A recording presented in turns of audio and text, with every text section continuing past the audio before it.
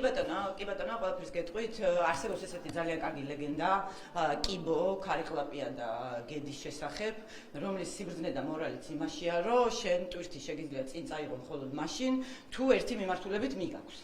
აქამდე პოლიტიკური სპექტრი დადიოდა მოჯადოებულ წრეზე და ცდილობდა შეთანხმების მიღწევას იქ, სადაც ვერ თანხმდება და არა ქართულ მოცნებასთან, არამედ პირველ რიგში საკუთარ თავთან მარცხდებოდა.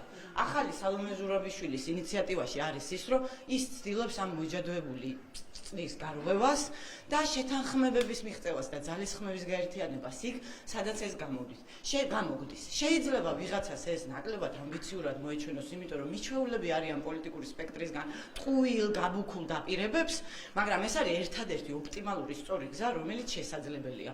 ოღონდ ეს გზა არ უზღუდავს არავის, თუ რაღაცა ჯადოსნური გეგმები აქვთ და რაღაც სხვა გზები, ამ გზებით იარო. უბრალოდ ჩვენი კოორდინაციის ნაწილი ეს ვერ იქნება და თავისთვის იყვნენ.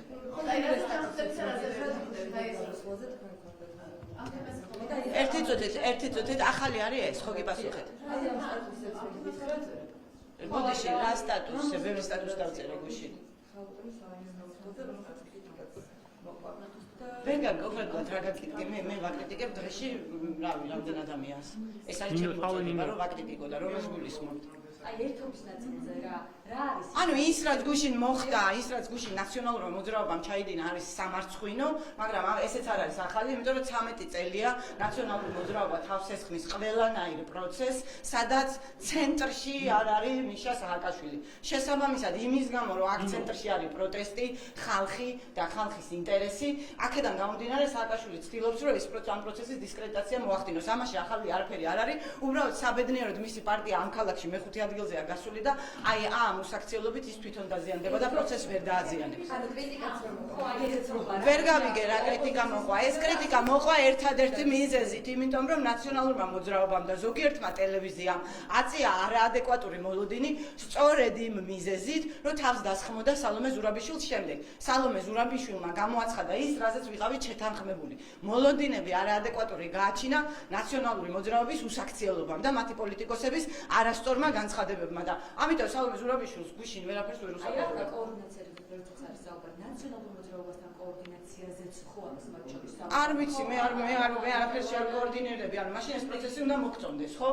ეს პროცესი თუ არ მოგწონს და ამ პროცესს თავს ესხმი, ამ პროცესში როგორ უნდა იყო? ამიტომ მე მათ ადგილს აქ ვერ ვხედავ. რა არის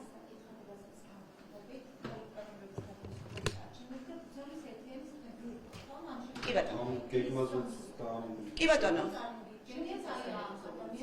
კი ბატონო, პირველ რიგში ჩვენ უნდა გავცეთ ის დაპირებები, რომელსაც შევასრულებთ. ანუ ნდობის აღდგენის პროცესად წარმოვიდგენია, არარეალისტური დაპირებები ჩვენ აღარ უნდა გავცეთ და სისულელეები ნაკლები უნდა ვილაპარაკოთ. როგორც სპექტრმა და არარეალისტურ სისულელეებს არ უნდა დავპირდეთ ხალხს. ეს არის უკვე წინ გადადგმული ნაბიჯი. თქვენ ვერ წარმოიდგენთ ეს რა წინ გადადგმული ნაბიჯი იქნება. რასაც ვიტყვით იმას, რომ შევასრულებთ. ეს ერთი. მეორე, მოვემსახურებდით პროტესტის ამოცანებს. ანუ თუ პროტესტის მონაწილეებს სადაც უჭირს, იქ დავეხმარებით, იქ გავაერთიანებთ ძალისხმევას. ანუ ხალხის ინტერესების სამსახურში ჩავდგებით, ბელადების ინტერესების სამსახურიდან გამოვა პოლიტიკური პროცესი და ჩადგება ხალხის ინტერესების სამსახურში. ამას ველი ამ პროცესისგან. მადლობა დიდი.